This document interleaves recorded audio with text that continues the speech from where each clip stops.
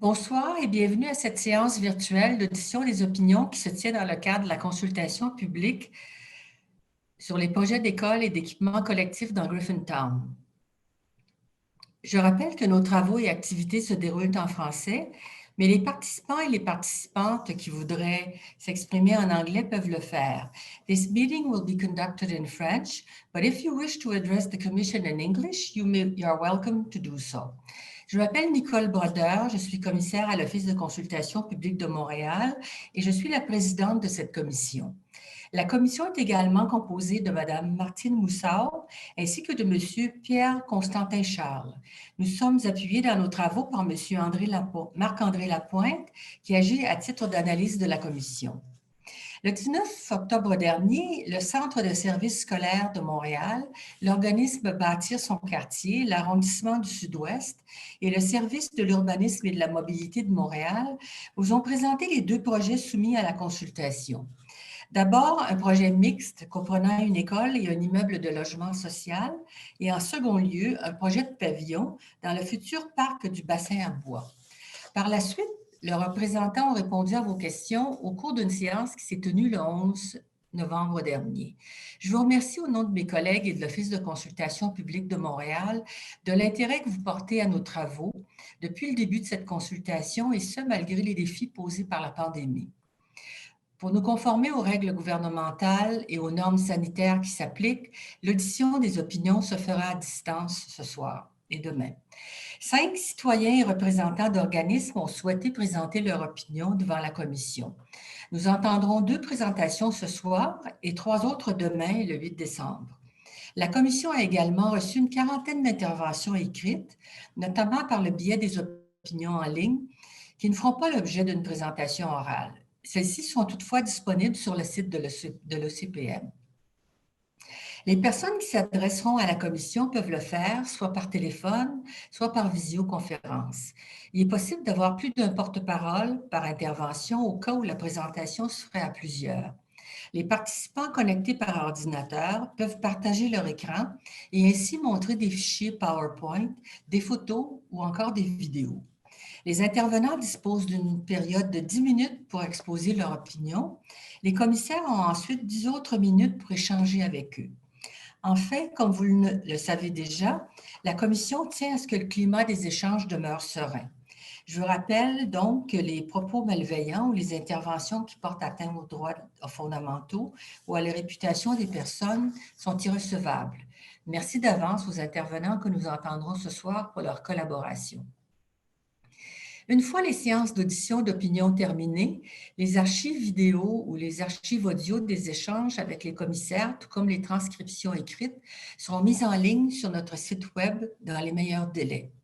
Comme il est de coutume en matière de consultation publique, si pour une raison ou une autre, des inexactitudes se glissaient dans les propos tenus ce soir, les représentants de la ville, du centre de services scolaires ou de bâtir son quartier pourraient user de leur droit de rectification. Ils auront 48 heures à la suite de l'envoi des fichiers vidéo et audio des présentations pour nous fournir des rectifications par écrit.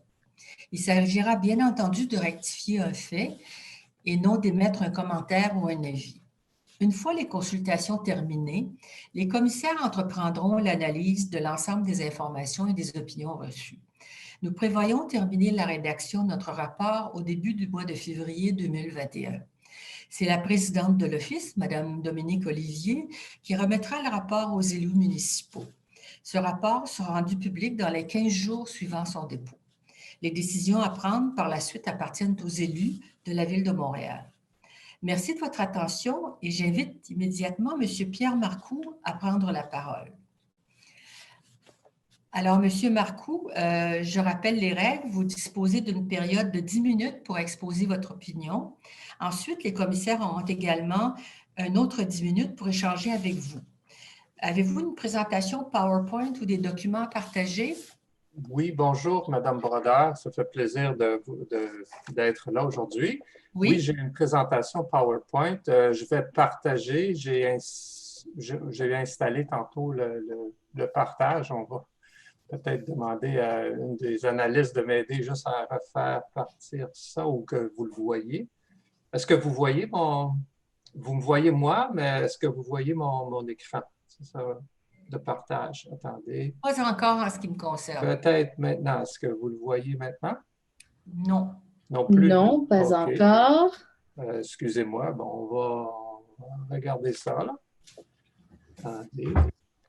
Toujours un peu On n'a pas d'autres. Je vais faire une reprogrammation de la présentation. Donnez-moi une seconde. Zoom. Écran partagé. Ah oui, c'est ça. Donc, je vais juste réouvrir. Donnez-moi un instant. Là, diaporama. Ça en vient. OK. Ça, je vais mettre ça là. Je vais dire partager l'écran. Ah, OK. Ça s'en vient. Là. Partager. Ah, il y a le bouton bleu partager. Bon, donc, diaporama à partir du début. Est-ce que vous voyez quelque chose? Oui, oui. Nous voyons. Si vous cliquez sur diaporama comme tout à l'heure. Oui, c'est ce que je vais faire. Attendez, diaporama à partir du début, j'imagine, ça doit être ça. Bon, est-ce que vous voyez consultation publique avec des traces de ski à gauche? Puis, oui. Oui, bon. Okay. Bon, je vais commencer. Oui, c'est juste bon. Je commence. Donc, aujourd'hui, on va parler de ski de fond. Madame Brodeur, vous m'avez déjà entendu parler à d'autres consultations publiques. Donc, je commence. Donc, à Montréal, il y a environ 223 000 skieurs de fond. Puis, il faut se demander, il y a trois choses à faire pour pouvoir développer le ski de fond puis que ça se croisse dans le secteur étudié. Puis, selon nous, il faut avoir un comptoir de location de ski de fond et de patin. Puis, il faut avoir une capacité structurale des structures en bois aux alentours du parc. Puis, bien sûr, il faut avoir une piste de ski de fond enneigée. Donc, le diaporama que je vais vous donner va expliquer ces différents points. Donc, l'espace pour le comptoir de location et de prêt qui est indiqué, qui n'est pas vraiment identifié, mais qui est montré dans le vestiaire, est, selon moi, beaucoup trop petit. On le voit ici, c'est un croquis que j'ai pris lors d'une des exposés orales que les gens présentaient le projet. Puis, on nous a expliqué qu'on ne pouvait pas faire plus gros parce qu'il y avait des conduites d'aqueduc et tout ça. Sur votre droite, j'ai dessiné les conduites d'aqueduc en bleu, où j'ai des petites flèches. Puis, c'est que ce que je propose, en fin de compte, c'est qu'on agrandisse parce que si on regarde la superficie par rapport à d'autres parcs, c'est vraiment petit. C'est le plus petit dans le sud-ouest, en fin de compte, ce qu'on propose en la surface jaune. Donc là, ce que je propose, vous voyez, j'agrandis l'édifice, j'avance, je recule là, pour que vous le voyez. Donc, j'ai agrandi, c'est une proposition, puis je crois que c'est faisable, mais il faut comprendre que je n'ai pas tous les détails techniques du projet et tout ça. J'ai aussi pris une coupe transversale et une vue en plan aussi du bâtiment, puis je montre en jaune et en bleu les superficies qu'on peut augmenter. Donc, ça, c'est une des choses les plus importantes si on veut finalement pouvoir recevoir 30 jeunes, en fin de compte, qui pourraient venir soit skier ou faire du patin et tout ça. Donc, il faut avoir de la place. Le vestiaire est vraiment petit. Donc, c'est mes propositions. Donc là, ce qu'on voit après, c'est le deuxième item, c'est une capacité structurelle adéquate des surfaces en bois qui sont un peu autour, dans tout le secteur, en fin de compte, du projet, que ça fait 10 ans qu'ils ont commencé. Puis si on voit sur le prochain, je les identifie en rouge. Puis ces surfaces-là en bois, il faut qu'ils soient bien faites, c'est-à-dire qu'il faut qu'ils puissent résister finalement, aux appareils de déneigement, qui est un pick-up, par exemple, le pick-up rouge qu'on voit là. Ensuite, une chenillette bombardier ou une dameuse. Puis si vous remarquez, la pression au sol varie de 240 kPa pour le camion à 8 kPa pour la dameuse qui est à gauche. Le problème de base qu'on voit sur l'équipement, la promenade qui a été construite du long de l'eau par Parc Canada et probablement la Société de développement du coin, il est insuffisamment, il n'est pas soutenu suffisamment. Alors, un véhicule qui roule là-dessus casse les planches de bois, puis ça tombe, disons, de 300 mm, donc on scrape le bois. Donc, c'est ce qu'on voit. On voit où c'est écrit traverse. Les traverses sont espacées environ peut-être à 1200 mm. Moi, je travaille dans le domaine de la construction des centrales hydroélectriques et différentes choses comme ça. Puis, je vais vous prendre un petit cours rapide, là, un cours 101 d'une construction d'une passerelle. Ici, on voit une passerelle à Terrebonne, puis on a des photos par la suite. On voit à droite les traverses, en fin de compte. C'est que le pontage de bois, quand les gens roulent dessus à pied ou en vélo dessus ou en véhicule, ils sont supportés par des traverses qui sont très proches. Ce que Parc Canada a fait, puis je souhaite que finalement le bois qui est autour du parc bassin à bois, de bois, soit conçu correctement selon les normes canadiennes et non pas faire comme, en fin de compte, quelque chose comme si c'était dans une cour arrière de chez quelqu'un. Donc, le troisième item qui est très important, c'est qu'on a besoin d'une piste de ski de fond si on veut que les gens skient. Donc là, moi, j'ai proposé sur cette diapositive-là, que vous les avez vues dans le mémoire, qu'entre le marché Atwater puis la rue Berry, on pourrait avoir des pistes de ski de fond de part et d'autre du canal, puis ensuite dans le Vieux-Port. Ça permettrait aux jeunes d'apprendre des cours et tout ça. Puis le point de départ serait finalement le parc du bassin à bois, parce qu'on aurait un chalet municipal qui permettrait de louer des skis ou d'en prêter, peu importe. Puis donc là, je vais vous donner un petit balade en ski de fond, en fin de compte. On est ici à côté du site du bassin à bois. Puis là, je mets de la neige. C'est ce qu'on voit, c'est que finalement, la piste multifonctionnelle serait réservée pour les piétons. Puis à droite, bien, ce serait pour les skieurs. Puis bien sûr, bien, il faut, en haut de la page, c'est essentiel qu'on ait à Montréal pour démarrer la saison, un canon à neige à certains endroits pour pouvoir permettre le ski de fond, disons, pendant les fêtes ou tout de suite après. Donc là, excusez-moi, là, je vais vers le bassin du Peel.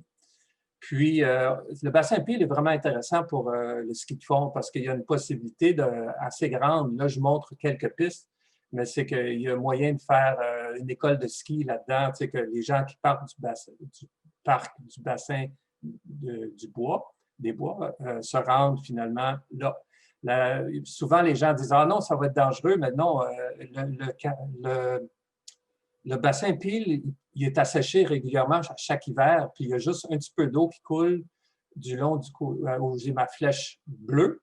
Je ne sais pas si vous voyez la flèche. Donc, ça se canaliserait facilement vers la structure d'évacuation.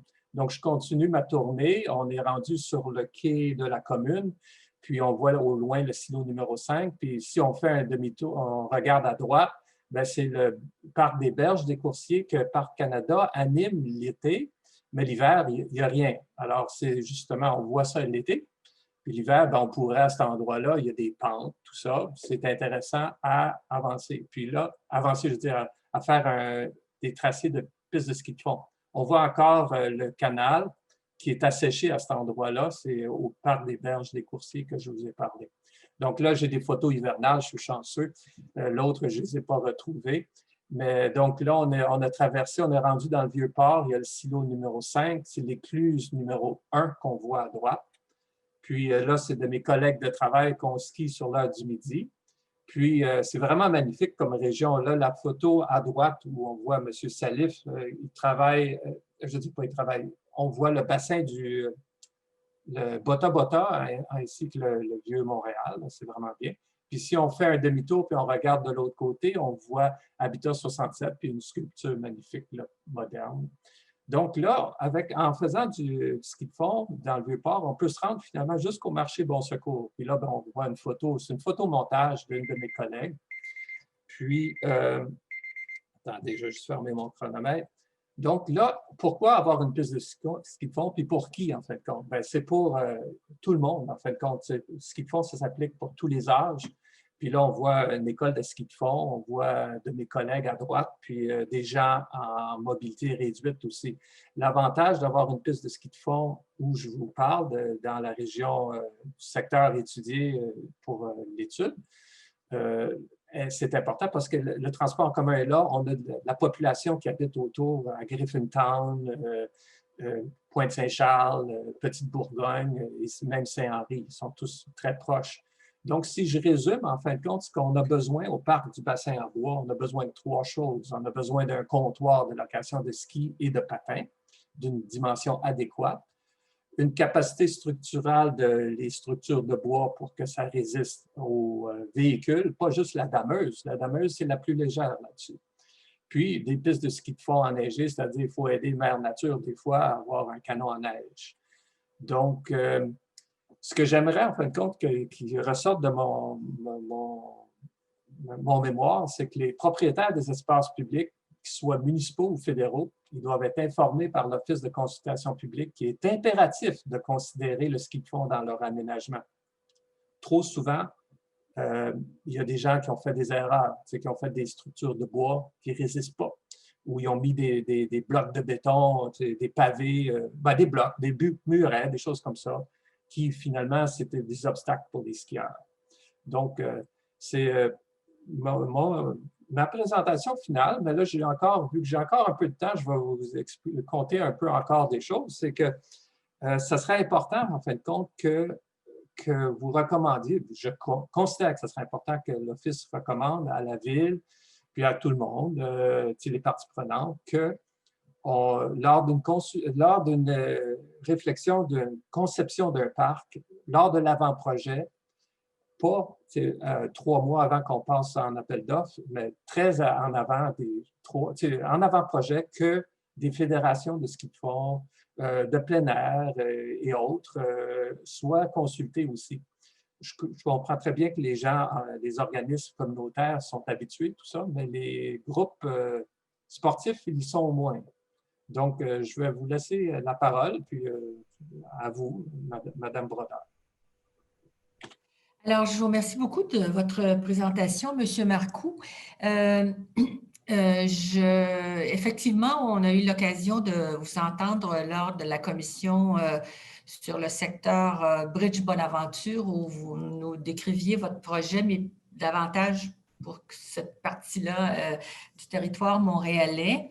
Je vais commencer peut-être avec une première question. Je voulais vous demander, entre autres, où en êtes-vous dans vos démarches là, auprès des instances municipales ou fédérales concernant votre projet? C'est une bonne question. Ben, vous savez, moi, je suis citoyen, je ne suis pas une organisation, mais je milite pour... je rencontre des fois les élus, je leur en parle. J'ai eu la chance d'avoir un bon reportage de Mme Annie Bourque du journal Métro et La Voix populaire. Puis elle a été voir justement les vice-présidents de la Société immobilière du Canada. Elle a été voir les élus. Ça, c'était au mois de mars ou février, je crois, dernier. Puis aussi le vice-président de Parc Canada, vice-président, le directeur de Parc Canada à Montréal. Okay. Puis, donc, l'article résume bien où on en est rendu, c'est-à-dire, bon, il y a des gens qui trouvent que c'est intéressant, d'autres gens ils disent, bon, ben là, il faut qu'on amène un projet. Je veux dire, moi, comme citoyen, je milite pour ça, mais je n'irai pas faire un package commercial puis d'amener un projet. C'est ça.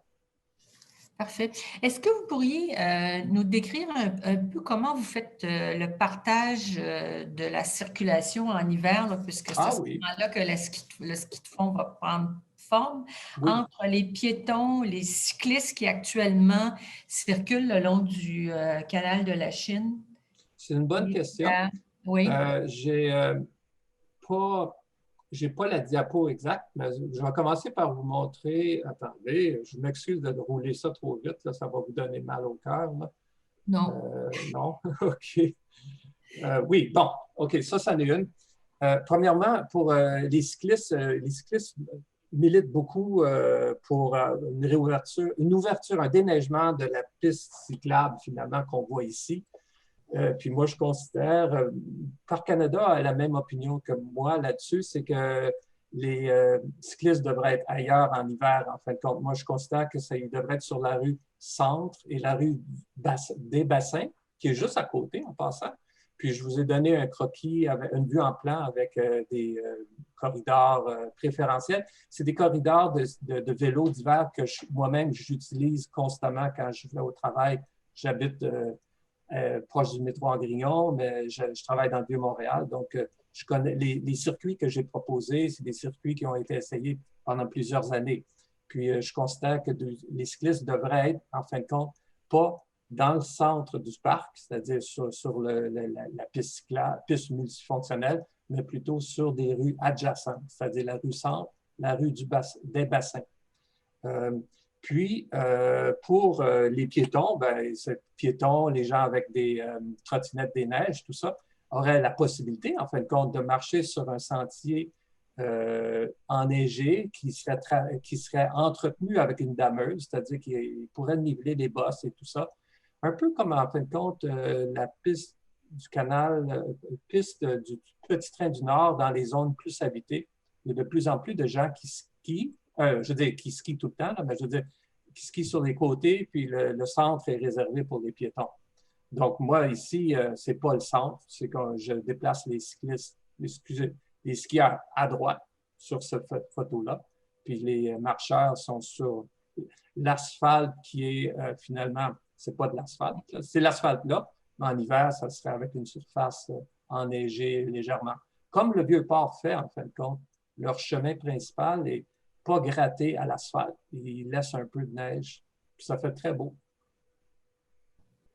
Alors, merci. Je laisserai maintenant la parole à mon collègue Pierre-Constantin Charles, qui aurait peut-être une ou quelques questions à vous poser. Oui, merci, Madame la Présidente. Monsieur Mercou, merci pour votre présentation, je vous en félicite. J'ai deux questions à vous poser. En termes de pistes qui existent, est-ce que il y a un lien direct avec notre projet ou c'est un début en fait, que le projet de parc, ça va permettre de débuter la mise en place, la construction d'une piste de ski? Oui. Ça, c'est ma première question. Ah, oui. Donc, voulez-vous que je réponde à la première? Oui. Bon, votre question est très bonne. Il y a une piste de ski de fond qui s'appelle le réseau du Grand Sud-Ouest qui commence au centre Gadebois. L'échangeur de Turcot va jusqu'à Dorval, du long du canal de la Chine, puis ça revient du long du fleuve jusqu'à l'hôpital de Verdun, qui est le métro de l'Église environ. Ça, j'ai participé il y a environ 10 ans à l'élaboration de ça avec des gens qui aimaient le ski, puis des gens intéressés. Puis, c'est démarré l'année passée. Les 2 dernières années, Parc Canada faisait des travaux, donc ça a réduit beaucoup. C'était plutôt juste du long du fleuve. C'était de Dorval jusqu'à Verdun. Mais c'est sûr que ça ici, ce que je propose, c'est que ça va être vraiment le catalyseur parce qu'on a peut-être, je lance un chiffre, là, 100 000 personnes qui habitent dans l'arrondissement sud-ouest et le centre-ville proche, jusque dans le Vieux-Montréal. Donc, parce que, oui, c'est à peu près 100 000. Bien, là-dessus, on a un certain pourcentage de gens qui skient, des skieurs habituels, puis qu'on va en avoir d'autres. Donc, ça serait vraiment le moteur de développement qui va exploser le ski de fond sur le bord de l'eau de Montréal, en fait. Est-ce que j'ai répondu à votre question? Oui, tout à fait. Tout à fait. Je vous en remercie. Et vous avez parlé de pistes multifonctionnelles tantôt dans votre présentation. Oui. Comment vous voyez la cohabitation de différentes pratiques de sport dans ces pistes multifonctionnelles? Pendant l'été, c'est ça qu'on a présentement, c'est-à-dire on a une piste multifonctionnelle à gauche qui est asphaltée. À droite, c'est réservé pour les piétons. Certains secteurs plus loin, plus proches de l'échangeur de Turcot, on n'a pas d'espace pour les piétons, donc les piétons sont pêle-mêle avec les cyclistes. Ça, c'est un peu malheureux. Maintenant, pour l'hiver, pour l'hiver ici, c'est que moi, je vois que c'est faisable qu'on ait une zone. Les cyclistes, ils ne seront pas invités. C'est un peu ça. Je vais jouer, je vais dire, être franc, là. On ne peut pas avoir des cyclistes et des piétons en hiver sur la piste multifonctionnelle parce que la qualité nécessaire de roulement pour les cyclistes est beaucoup plus élevée, puis on va être obligé de gratter la neige jusqu'à l'asphalte. Sinon, il va y avoir des bosses qui vont se créer, puis je l'ai déjà essayé. Il y a eu un projet de pilote il y a 2 ans à cet endroit-là, justement. Puis la glace s'est formée vite, puis c'était vraiment désagréable, c'est de rouler comme sur des nids de poules épouvantables tout le temps, là, comme un champ, je ne sais pas l'expression, mais très raboté. Donc, les cyclistes ne pourront pas utiliser les pistes de ski, c'est évident. Puis, ça va être difficile qu'ils utilisent la piste multifonctionnelle. Madame la Présidente, j'aurais une troisième question rapide. Allez-y, oui. Ouais. Monsieur Marcoux, dans le contexte du changement climatique, pensez-vous qu'il serait de mise qu'on développe des pistes de ski?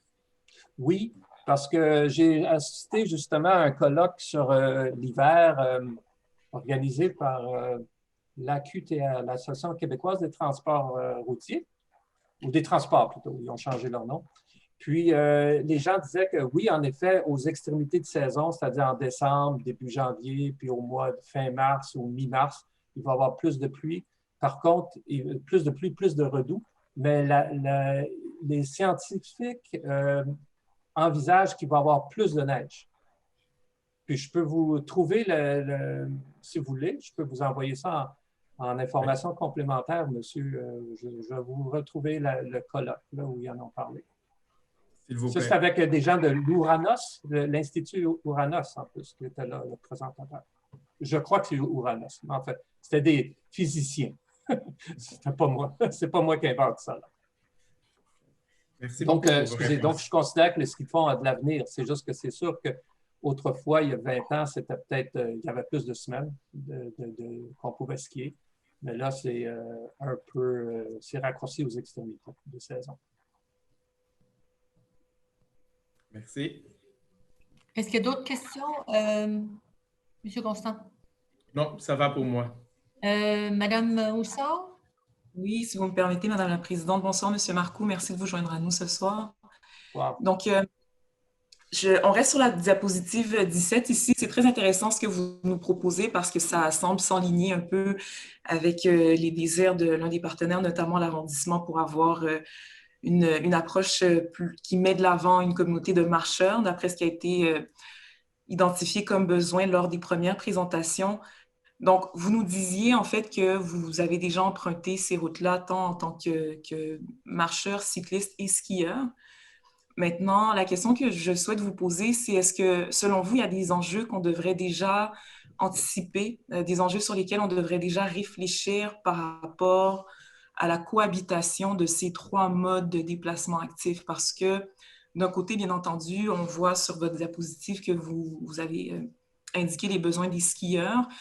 Par contre, de mon côté, puisque ce n'est pas une réalité que je connais, je me demande, en déplaçant les cyclistes sur la rue Centre et Bassin, en conditions hivernales, avec les automobilistes, est-ce que selon vous, il y a des enjeux particuliers qu'il faudrait traiter à ce niveau-là? Et bien entendu, pour les marcheurs également, sur le sentier que vous nous présentez, le sentier est bien entretenu. Par contre, est-ce qu'il y a des enjeux de responsabilité civile, par exemple, qui pourraient se présenter parce qu'il ne s'agit pas nécessairement de trottoirs déneigés comme la plupart des Montréalais ont l'habitude d'emprunter. Donc, je veux comprendre au final, en fait, si selon vous, même si vous souhaitez qu'on mise pour une cohabitation entre marcheurs, cyclistes et skieurs en déplaçant les cyclistes vers des voies de circulation, est-ce qu'il y a des enjeux auxquels on devrait penser dès maintenant? C'est des très bons points. Pour le côté cycliste sur les rues, il faut faire de l'apaisement de circulation, il certains endroits, plus d'affichage, changer des sens, pour réduire la circulation de transit aussi à certains endroits, comme je pense la rue Saint-Ambroise, entre Gadebois et le marché Atwater.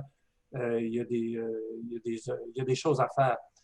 Mais sauf que c'est la volonté même de la ville de donner plus de place aux cyclistes. Puis, il ne faut pas oublier que là, les cyclistes vont rouler sur des rues asphaltées qui vont être bien entretenues, d'un entretien beaucoup supérieur à ce qu'on a fait dans le projet pilote il y a deux ou 3 ans à cet endroit ici.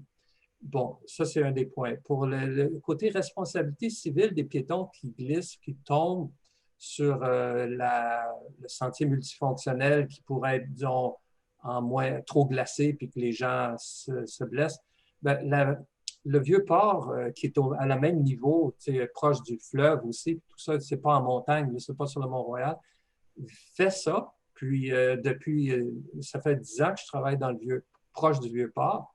Puis, donc, 10 ans que je marche sur un chemin comme on voit à gauche, parce que on a le choix de marcher. Il déneige un trottoir aussi, mais la rue dans le Vieux-Port, je ne sais pas si vous connaissez, là, mais c'est très, très large. Puis, il déneige comme ça, puis il y a plein de piétons qui marchent dessus. Il n'y a pas...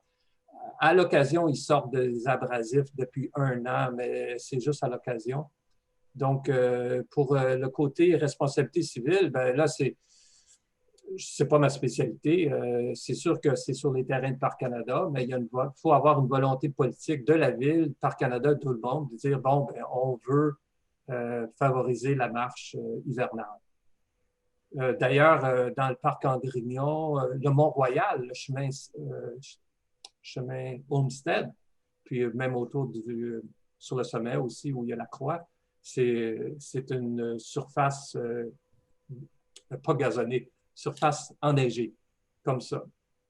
Je vois ça de plus en plus. On a toujours l'habitude de dire qu'il faut que ce soit à l'asphalte. Ben, je veux dire, si c'est pas raboteux, puis que c'est la neige, surtout avec les dameuses, parce que quand je montrais la dameuse, c'est une machine pour le ski, là, et il va tracer les pistes de ski de fond, mais ensuite, il pourrait il pourrait niveler et rendre adéquat l'adhésion sur la surface, texturer la surface où on voit des marcheurs. C'est courant, ces machines-là peuvent le faire. Ils ont un broyeur en arrière, comme un rotoculteur qui tasse toute la glace. Merci. Est-ce que vous avez d'autres questions? Moi, j'ai une question à vous poser. C'est que vous proposez d'agrandir et d'élargir un peu, et puis particulièrement au niveau du sol, là, le pavillon. La Ville, à la séance d'information du 11 novembre, nous indiquait, entre autres, que le pavillon, c'était difficile de l'agrandir, mais qu'il y avait d'autres parcs à aménager dans le secteur de Griffintown, et notamment le parc des eaux cachées dans lequel on prévoyait un pavillon qui serait de plus grande dimension et qui pourrait aider à bonifier l'offre de locaux pour les groupes communautaires et sportifs. Advenant que ce ne soit pas possible d'agrandir le pavillon du parc du bassin à bois, est-ce que vous verriez d'un bon œil qu'on puisse installer les équipements et les espaces que vous souhaitez dans le pavillon qui est en consultation en ce moment? Oui, ben l'autre pavillon que vous avez brièvement dit le nom, il faudrait que quelqu'un puisse faire une recherche entre-temps. Je n'ose pas jouer là, sur l'ordi, mais c'est pas, je ne crois pas que c'est collé sur le parc linéaire. Ils ont 4 parcs que l'arrondissement veut faire. Est-ce qu'il est collé sur le non, il n'est pas collé immédiatement, mais il est peut-être à 1 ou 2 coins de rue. Oui, mais ça marcherait difficilement, surtout si c'est séparé par la rue Wellington, je pense. C'est une artère. Je veux dire, les gens vont s'habiller, vont se changer, vont marcher sur 2 coins de rue pour se rendre sur le bord. C'est pas gagnant avec les familles. Ça ne marchera pas. Puis avec les cours de ski de fond non plus, ils ne peuvent pas. C'est pour ça que je trouve que ce serait important qu'on agrandisse l'édifice qui est là. Nonobstant que les gens de l'arrondissement ont dit rapidement, je considère, ben, peut-être qu'ils ont, avec toute la rigueur qu'ils ont fait, mais je veux dire, les conduites, vous les voyez à l'écran, sont en bleu, puis ils vont verticalement sur cette vue-là. Il y a, selon moi, s'il n'y a pas de chambre de vanne ou d'autres structures souterraines, c'est faisable d'agrandir l'édifice, premièrement, de l'agrandir sous le sol, puis en surface aussi d'au moins 3-4 mètres, parce que la patinoire est quand même environ à 10 mètres. Je vais juste regarder. Est-ce que vous voyez ma souris? Oui. Oui? OK. L'édifice actuel finit plutôt à cette ligne-ci, la ligne rouge centrale. Oui. Moi, je propose de rallonger plus loin souterrain, c'est-à-dire la surface jaune, la ligne rouge. Puis en bleu, on va dire que ça pourrait être une verrière, mais je veux dire, je l'ai juste montré pour faire différent. Ça serait, l'édifice pourrait être augmenté de 3 mètres vers le canal? Non, vers la patinoire, puis 3 mètres vers le canal, vers la rue ici. C'est ça. Donc, on pourrait gagner facilement 6 mètres, mais regardez, moi, c'est pas un dessin à l'échelle. Ben, c'est son dessin à l'échelle, mais je ne peux pas mesurer, c'est des estimations. Mais s'ils prennent une firme d'ingénieurs et d'architectes qu'ils ont, justement, parce que je ne me rappelle plus c'est quelle compagnie, là, mais ils seraient capables de regarder rapidement. J'ai malheureusement, je pense que c'est FNX. En fait, c'est une firme d'ingénieurs qualifiés, puis ils pourraient regarder ça. Parfait. Ça serait vraiment important parce que je ne serais pas le seul qui va présenter une mémoire. Ben, il y a d'autres gens, c'est par écrit. Parce que l'avantage d'agrandir l'édifice, c'est que ce n'est pas juste pour l'hiver, c'est que pour les groupes communautaires, pour tout, tout va s'en suivre. Parfait. Une autre question un petit peu plus technique. À la page 7 dans votre document, vous référez à un guide de l'organisme Vivre en ville, Ville d'hiver, qui porte sur les principes puis les stratégies d'aménagement d'un réseau d'espace public. Est-ce que vous pourriez nous donner plus d'informations ou vous nous le transmettez ou en tout cas vous nous donnez les coordonnées de ce document-là pour qu'on puisse le mettre sur le site Internet? Oui, je pourrais vous le fournir. Oui. Puis, il y a des représentants de Vivre en qui ont des auteurs plutôt du document qui sont supposés de faire un mémoire aussi. Donc, attendez, Vivre en ville, je note ça. Là. Je vais vous envoyer ça. C'est à la page 7. Oui. C'est juste, ce que je peux vous dire, c'est que je ne suis pas impliqué dans cette association-là. C'est un organisme comme Bâtir son quartier, je crois, quelque chose de similaire, qui font de l'urbanisme et tout ça. Puis, ils ont fait un excellent document. Ils l'ont sorti il y a environ 18 mois ou il y a 2 ans. Puis, justement, j'ai fait un extrait de leur texte où ils faisaient allusion au ski de fond du long du canal de la Chine. Donc, ça va me faire plaisir, Madame Brodeur, de vous donner la référence. Oui, je croyais de l'avoir donné, je m'excuse. Ça a été un oubli. Je ne crois pas, non. Non. On a le titre, mais en tout cas, on aimerait avoir la référence de sorte qu'on puisse le mettre, que les gens puissent y avoir accès facilement. Attendez, est-ce que j'avais d'autres questions? Bon, on vous en a parlé. Ah oui, quand vous indiquiez tout à l'heure que vous suggériez, entre autres, que durant l'hiver, les cyclistes circulent sur la rue des Bassins, vous savez qu'il y a pas mal de circulation sur cette rue-là. Qu'est-ce que vous proposeriez? Et puis que, secondement, c'est une rue qui n'est pas très large.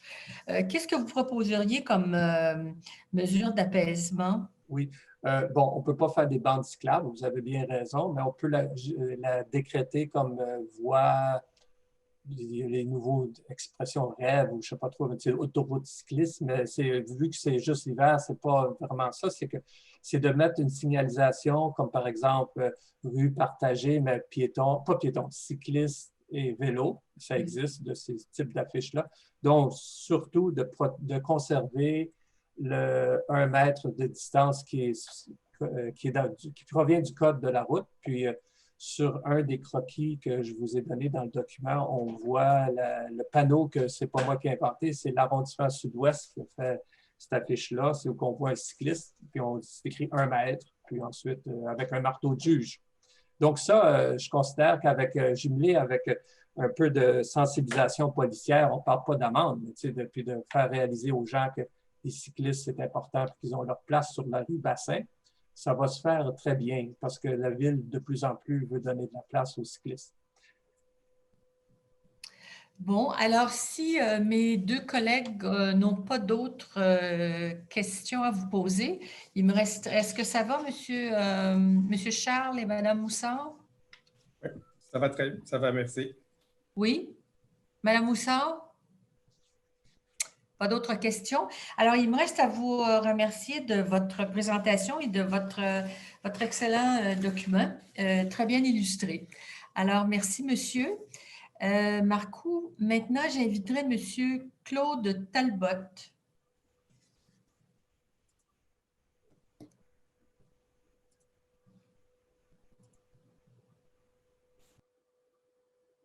Bonne soirée, je ferme mon micro.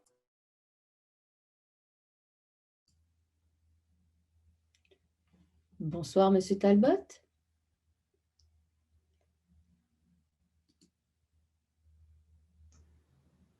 Souhaitez-vous activer votre micro ainsi que votre caméra? Bonsoir. Alors, bonsoir. Bonsoir. Dites-moi, avez-vous des images ou une présentation PowerPoint à joindre à votre... Non, rien de tout ça. Moi, mon propos est plus une opinion venant d'un citoyen qui habite à Verdun et qui est bien préoccupé sur un sujet qui concerne, entre autres, la question des logements sociaux. Très bien. Je vous laisse avec la commission. Merci. Alors, permettez-moi de vous dire bonsoir, Madame Brodeur. Bonsoir, Monsieur Talbot. Charles. Et si Madame Martine est présente, Madame Musso, je vous souhaite bonne soirée. Cela étant dit, je tiens à vous dire, bon, je me présente, Claude Talbot.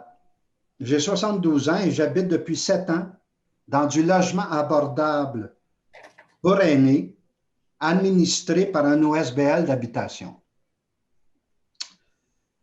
Cela étant dit, à 72 ans, des fois, on perd la mémoire, n'est-ce pas? Alors, je vais faire la lecture de mon opinion et j'ajouterai peut-être quelques petits commentaires à ce sujet-là. Et je ne pense pas à utiliser le temps qui m'est permis. Cela dit, merci de nous permettre 10 minutes. Et aussi, mon propos va toucher surtout l'aspect humain et social concernant Griffintown. À 72 ans, ayant toujours vécu dans le sud-ouest, particulièrement à Saint-Henri, alors vous comprendrez que la question qui touche les logements sociaux m'apparaît très importante. Alors voici, sachant ici qu'il est question d'un projet mixte dans Griffintown, comprenant justement des logements sociaux, j'aimerais savoir de quel logement s'agit-il, même si j'en ai une petite idée. Après 27 ans d'expérience passant du logement locatif rendu trop cher à une coop d'habitation rendu trop cher et vivant maintenant dans un logement dit abordable trop cher. Je rêve depuis ces années d'habiter un HLM. Oh! J'ai osé dire HLM. Parce que je dois dire, en partant, qu'utiliser le terme logement social, sans dire ce qu'il est vraiment, laisse la place à une confusion importante entre du logement abordable privé d'un côté et des HLM publics, dois-je le préciser, de l'autre. En fait, c'est une forme de mise en garde. Vous en ferez ce que vous pensez être le mieux. Concernant le logement abordable privé, madame, messieurs, monsieur, on a affaire à des projets immobiliers résidentiels pour la classe moyenne, soyons clairs, et non d'HLM ou de logements à loyer modique pour les défavorisés. Parce qu'il en existe des défavorisés dans le Griffintown. Si je me fie à une déclaration du maire Doré en 2010, ça disait ceci en gros. Tout ça était prévisible puisque le Griffintown était la convoitise de plusieurs promoteurs immobiliers prêts à construire 23 projets immobiliers, soit 6 500 logements du jamais vu à Montréal. Incroyable. Et en même temps, le marché immobilier dans le sud-ouest de Montréal a fait en sorte, il ne faut pas l'oublier celui-là, a fait en sorte que plein d'Irlandais, de travailleurs irlandais, ont dû quitter le Griffintown. Plein de Noirs ont dû quitter la petite Bourgogne. Effet, évidemment. Alors, plein de Noirs ont quitté la petite Bourgogne. Et maintenant, plein de pauvres vont devoir quitter leur lieu de vie sans le vouloir parce que c'était devenu trop cher. Alors, selon la Fédération des chambres immobilières du Québec, le prix de l'immobilier résidentiel a ainsi plus que doublé au Québec entre 2010 et 2010. Excusez, mesdames, monsieur, excusez. Plus que doublé au Québec en 2000 et 2010. Le prix moyen d'une maison individuelle dans l'ensemble du Québec est passé de 94 500 $ en 2000 à 209 500 $ en 2010, soit une croissance de 122 % en 10 ans. Là, on parle de cette période-là. Au cours de la même période, l'inflation au Québec, mesurée par la croissance de l'indice global des prix à la consommation, s'est limitée, semble-t-il, à 20 %. C'est une référence à laquelle je me réfère. Oui. Alors, cette hausse des prix a été particulièrement marquée dans la région métropolitaine de Montréal avec 133 %. Ainsi, l'effervescence qu'a connue le marché immobilier au Québec à ce moment-là s'est traduite par une augmentation spectaculaire des prix en termes réels. En fait, les valeurs immobilières ont pratiquement doublé. Il est aussi important de noter que le prix des propriétés au Québec a augmenté chaque année entre 2000 et 2010, et ça malgré la récession qui a sévi il y a un peu plus de 2 ans. Entre 2000 et 2010, c'est ça qu'il faut retenir. Le prix moyen des propriétés au Québec a cru à un taux supérieur à celui de l'ensemble du Canada, de l'ordre de 107 %. Alors, j'interviens devant ces constats. Qu'on ne vienne pas me dire que tout le monde est pour la mixité sociale. Je vais aller direct au but, moi. Alors, qu'on ne vienne pas me dire que tout le monde est pour la mixité sociale et la lutte à la gentrification. Lorsque le marché immobilier roule sur l'or, moi j'habite Verdun, ça roule sur l'or le marché immobilier, et qui ne se construit rien en HLM depuis trop longtemps. S'il y avait la lutte à l'itinérance et la pauvreté, avec des HLM, on vient de combattre l'itinérance et la pauvreté. C'est un aspect important, le logement.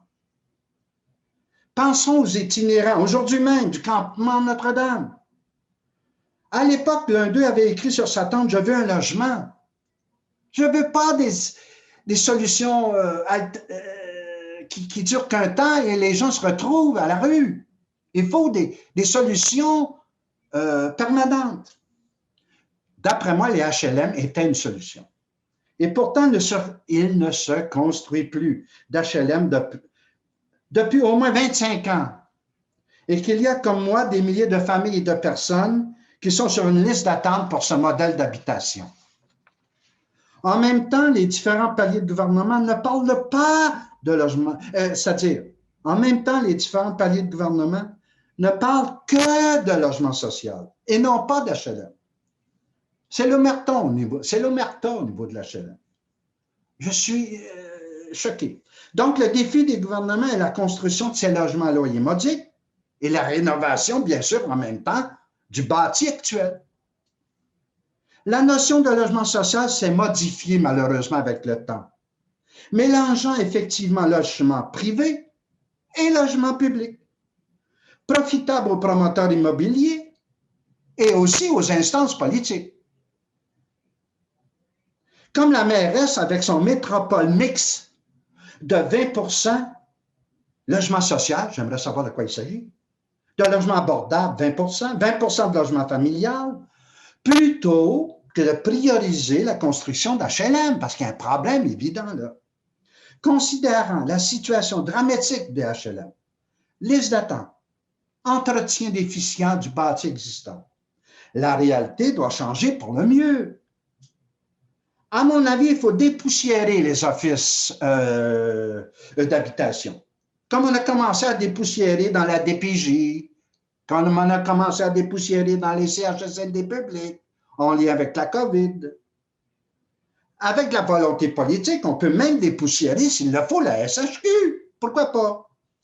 En ce moment, on tente de remplacer, et c'est un élément important, en ce moment, on tente de remplacer le HLM par du logement abordable privé subventionné, le genre de logement dans lequel j'habite en ce moment. Alors, je peux vous en parler. Hein? Donc, et en plus, aidé par l'État. Saviez-vous qu'il y a même du HLM privé? Ah ben, dis donc, s'il y a du HLM privé, le HLM public va prendre le bord, c'est bien entendu, l'argent. Hein? C'est un vrai capharnaüm que tous ces programmes de logement à la SHQ, moi-même qui n'est pas habitué, encore, c'est pas clair. Je ne sais pas pour vous.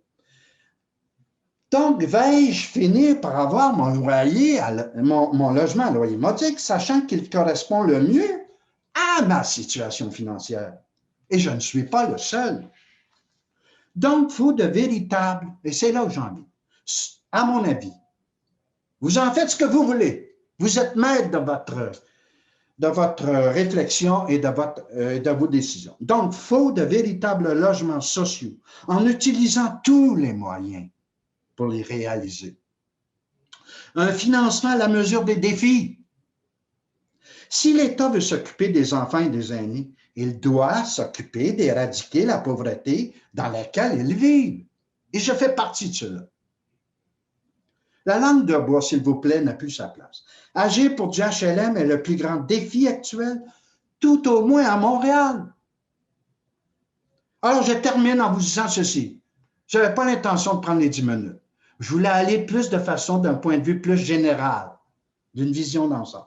Alors, je termine en vous disant, si je me fie à ma position sur la liste d'attente de l'Office municipal d'habitation de Montréal pour ce HLM, en date du 20 novembre 2020, j'étais 62e sur un studio et j'étais 339e pour un logement, 3,5 à une chambre à coucher.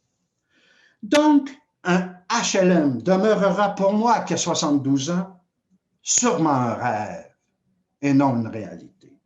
Et pourtant, et je termine là-dessus, et pourtant, le logement est un droit pour tout le monde. Il est permis pour les riches d'avoir des condos, pour la classe moyenne d'avoir du logement abordable privé. Pourquoi alors refuser à la classe pauvre d'avoir le HLM public? Donc, on va s'entendre que la volonté politique devra être au rendez-vous. Merci beaucoup. J'ai l'occasion de pouvoir m'exprimer. Merci beaucoup à vous.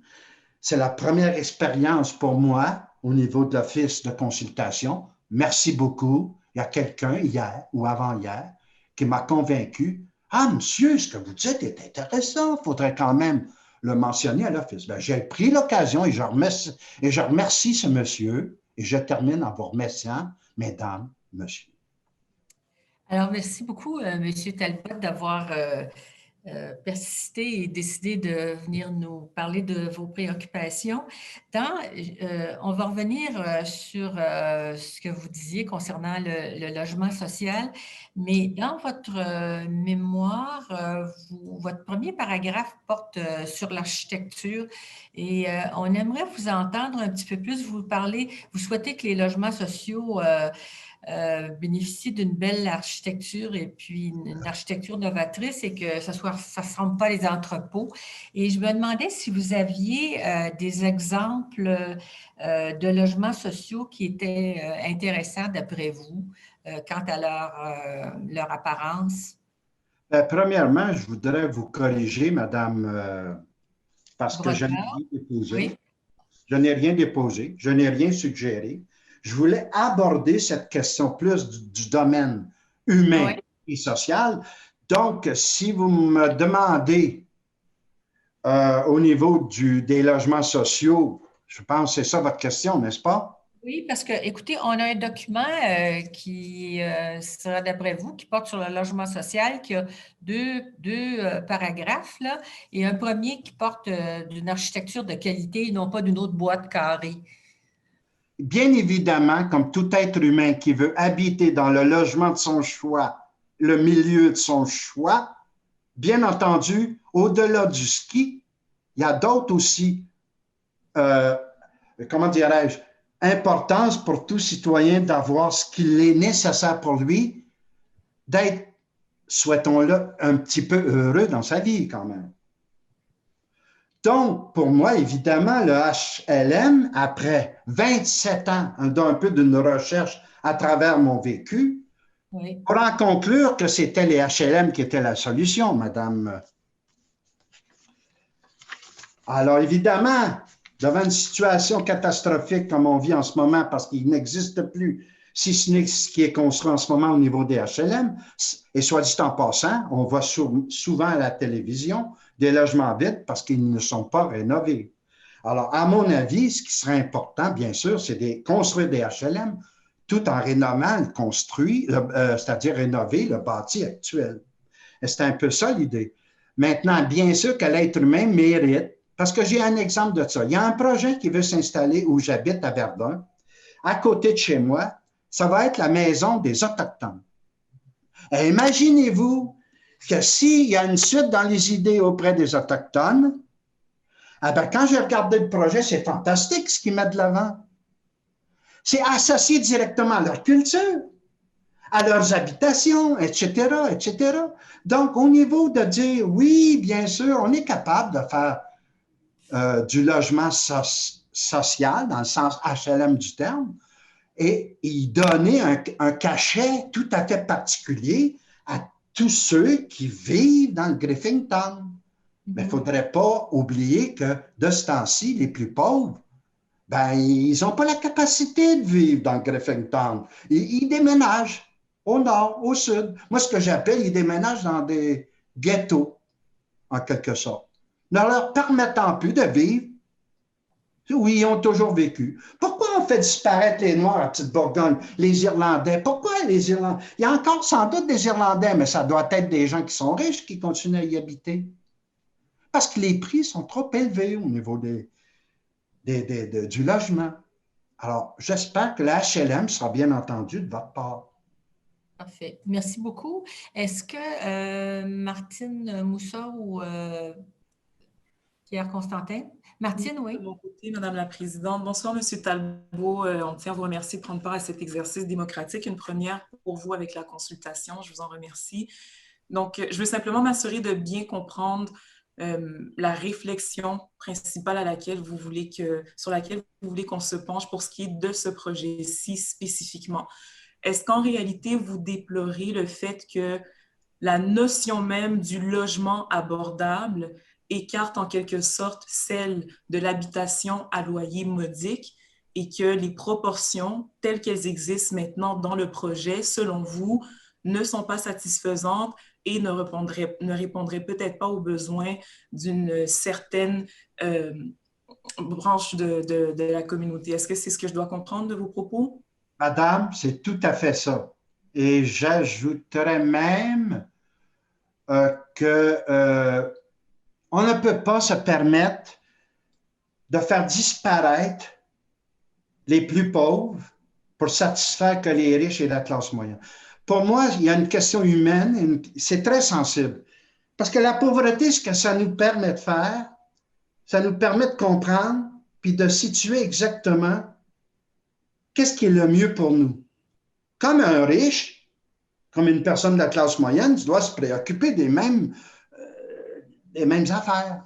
Et vous avez tellement raison parce que ça soulève une question de fond, d'autant plus que quand on ne parle plus de HLM, ma chère dame, vous comprendrez que lorsqu'on est rendu à mettre du logement abordable privé et qu'on essaie de remplacer pour satisfaire ces deux classes-là. On en oublie une. C'est toute la classe des pauvres, madame. Moi, ça me révolte. Je suis profondément indigné et je souhaite, je ne crois pas que ça va changer quoi que ce soit, mais votre question est tellement bien installée que je dis, est-ce qu'il faut espérer qu'il y ait un projet social de logement à loyer modique, qu'on appelle anciennement HLM, qui va faire en sorte que des milliers de personnes, familles et individus, moi, ça fait 3 ans que j'attends pour avoir un HLM. J'en suis à 335. Alors, il y en a plein qui vont passer avant moi. Et n'ayant pas d'HLM, qu'est-ce qu'on fait? Ben, je m'excuse. L'OMHM, l'Office municipal d'habitation de Montréal, on devrait commencer à dépoussiérer. Qu'est-ce qui se passe exactement? Pourquoi on a sacrifié une classe, si on veut, une classe sociale importante, les pauvres, pour ne permettre qu'aux plus riches d'habiter à Verdun où j'habite? C'est ça qui se produit. Il y a un développement, je dirais, de l'embourgeoisement ou de la gentrification qui se produit dans le sud-ouest de Montréal, à Montréal. On parle de mixité sociale. À mon avis, je m'excuse d'employer le mot, foutaise, parce que la réalité, si je m'adresse à Verdun, et c'est la même chose Griffintown, Petite-Bourgogne, c'est un phénomène mondial, c'est un phénomène local, que si on ne prend pas les moyens sur le plan politique de mettre en œuvre les HLM, eh bien, ils vont se taper plus d'itinérance, plus de pauvreté. Alors, c'est un choix de société qu'on est rendu à faire. Moi, je pense qu'on est rendu trop loin. Alors, mon sentiment, c'est que je suis passablement choqué parce que je ne crois pas que mon rêve va se réaliser. Voilà. Monsieur Charles? Ça va, merci Madame la Présidente. Je n'ai pas de questions, merci. C'est bon. Alors, il me reste à vous remercier beaucoup, Monsieur Talbot, de nous avoir parlé avec autant d'avoir accepté de venir nous rencontrer, de nous avoir parlé avec autant de conviction. Merci et bonne soirée. Merci, madame. Merci beaucoup. Cette dernière intervention met fin à notre première séance d'audition des opinions. Je veux remercier toutes les personnes. Je veux remercier d'abord M. Marcoux et M. Talbot qui sont venus nous rencontrer. Je veux remercier aussi toutes les personnes qui ont soutenu les travaux de la commission ainsi que le personnel de l'Office. Merci aussi à toutes les personnes qui sont présentes en ligne pour votre écoute patiente et respectueuse. Thank you for your participation. Bonne soirée, à demain. Good evening and we'll see you tomorrow. Merci, au revoir.